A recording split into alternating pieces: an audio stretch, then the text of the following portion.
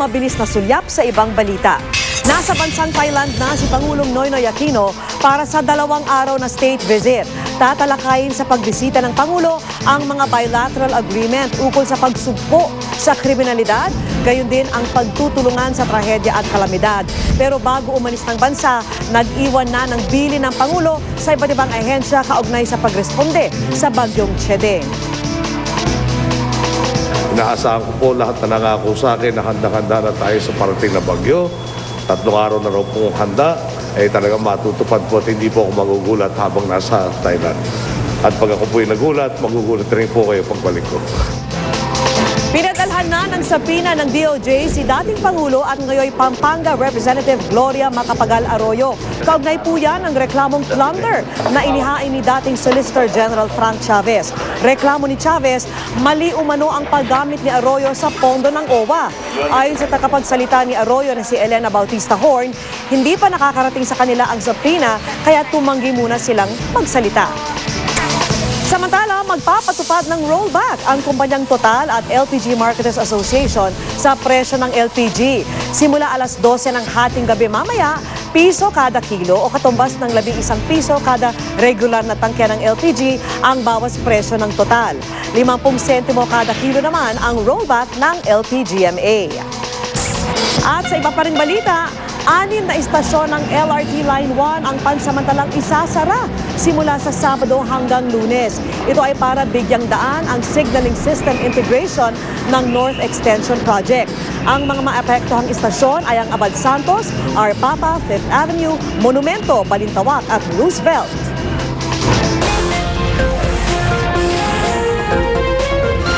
Sa Sports Aksi, humigit kumulang 100 koponang binubuo ng mga bata at maging mga babae po ang sumabak sa Football Festival sa Tarlac. Bahagi ng pagdiriwang na anibersaryo ng pagkakatatag ng lalawigan. Narito ang report.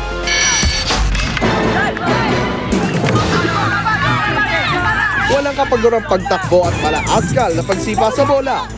Yan ay pinamala sa mga batang ito sa Tarlac sa kanilang football festival bilang pagdiriwang ng ika-138 anibersaryo ng lalawigan. Ang mga naglaban-laban humigit kumulang 100 grupo na binubuo ng mga batang edad 6 hanggang 14 na taon. Pero di lang ito para sa mga Tarlakenyo dahil may mga dayo ring grupo mula Maynila at Pampanga. Wala rin pinipiling kasarian dahil game na nakilahok ang ilang batang babae tulad itong isa na nagsilbi pang goalkeeper. Ang mga coach naman, todo tutok sa kanilang mga manlalaro.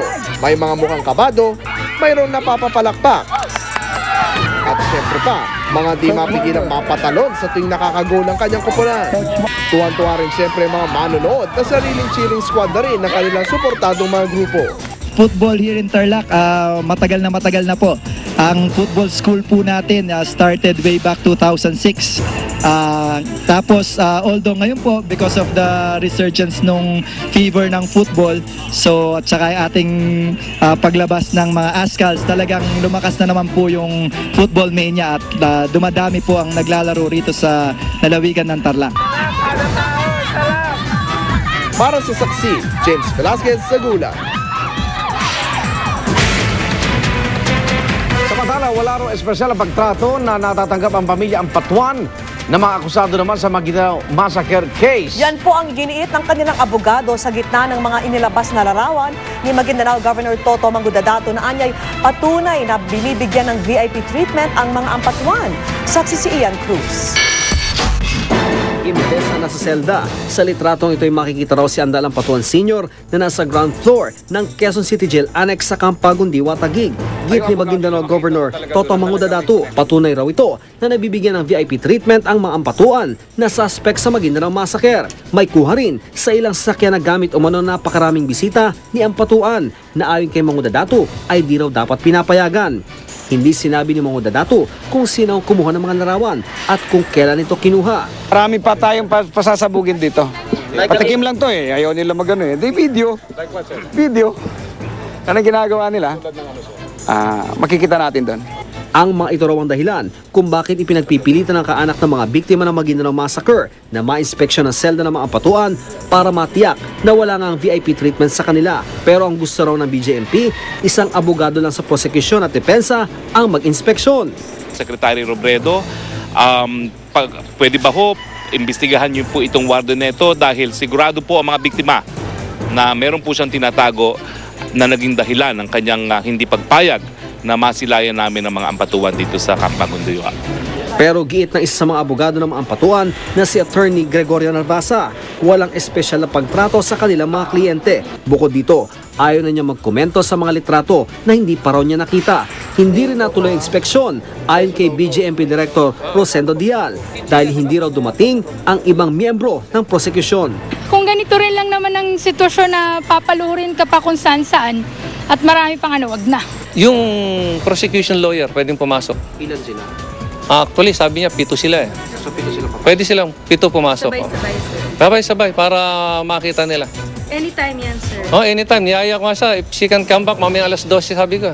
Ang warden naman ng QCGL Annex na si Chief Inspector Glenford Valdepeñas, hindi pa raw nakikita ang mga larawan. Handa raw siyang humarap sakaling magkaroon ng investigasyon. Minsan ang kinwestiyon ng mga kaanak ng biktima ng Maguindanao Massacre kung nabibigyan ba ng VIP treatment ang mga ampatuan. Gaya ng magpapreskon ang pangunahing akusadong si Andal Ampatuan Jr. sa labas ng kanyang selda sa Camp Bagong Diwa, Abril noong nakaraang taon. Suot pa ang kulay dilaw na baller ID. Inihayag noon ni Andal Jr. na ang mga pambato ng Liberal Party ang sinusuportahang tandem ng kanilang angkan sa eleksyon sa kabila ng pagdistansya ng partido. Git noon ng BJMP, sumunod daw sa proseso ang mga ampatuan. Nag-request daw sila kung pwedeng magpa-interview, bagay na pinayagan ng BJMP dahil pwede naman daw itong gawin ng mga nakakulong. Ako si Ian Cruz, ang inyong saksi. Natagpuan naman patay ang isang preso sa Bilibid na 2 araw nang nawawala. Umami naman ang isa sa mga inmate na siya ang pumatay sa biktima. Saksi si James Velasquez. Matapos ang 2 araw na paghahanap, bangkay na ng matagpuan ng presong si Brian Peña alas 3 ng hapon kanina. Sa tulong ng tip na isang preso, natagpuan na ni Peña na nakabaon sa lupa sa ilalim ng kubo ng isang kapwa preso at kasamahan sa Sputnik Gang. Tumanggi muna pangalanan ng pamunuan ng New Bilibid Prison na suspect na siya nakatira sa kubo pero inako na raw niya ang krimen. Base sa investigasyon ng NBP, nagtamo ng saksak ng balisong sa tagiliran ng biktima. Siya po ay naniniwala na yung ang namatay, siya po ang nagpupunta sa kanyang kubol at nagnanakaw ng kanyang gamit. Nawawala po kasi ang kanyang alkansya. Tuloy naman ang pag-iigpit ng bilibid sa mga preso nito sa gitna ng investigasyon ng DOJ Fact-Finding Panel kaugnay sa paglabas ng bilibid ni dating Batangas Governor Antonio Leviste. Kanina naungkat sa pagdinig kung paano nakatakas ang umano'y Taiwanese drug lord na si Frank Chua noong 2004. Nawala si Chua matapos dalhin sa ospital dahil sa pananakit sa dibdib. Sabi ng fact-finding panel, tila nilihim daw ito sa publiko. Ayon naman sa bilibid, naimbestigahan na ang mga bantay ni Chua. Yung 2 guard, yung isa namatay na siya. Yung isa is still ongoing yung trial niya. Kasunod ng investigasyon, pinahihigpitan na ng panel ang pagbibigay ng living out privileges sa mga preso. Dapat daw para na lang ito sa mga matatanda at mahihina na maglalagi na lang sa piitan ng 1 taon pababa. Posible rin daw irekomenda ng panel sa Pangulo ang paglilipat ng New Bilibid Prison sa ibang lugar, pagpapalit ng mga gwardya nito at pagtulong ng Philippine Army sa pagbabantay. Ako si James Velasquez, ang inyong saksi. Saksihan mamaya. Batang babae na ilang araw nang nawawala sa China, natagpuan sa gitna ng disyerto. Sa Showbiz Saksi, ang mga highlight ng finale at ang bagong American Idols. Vintage cars, mga sasakyan ng ilang celebrity, tampok po sa car show. Huwag bibitiw! Sama-sama pa rin tayo magiging saksi.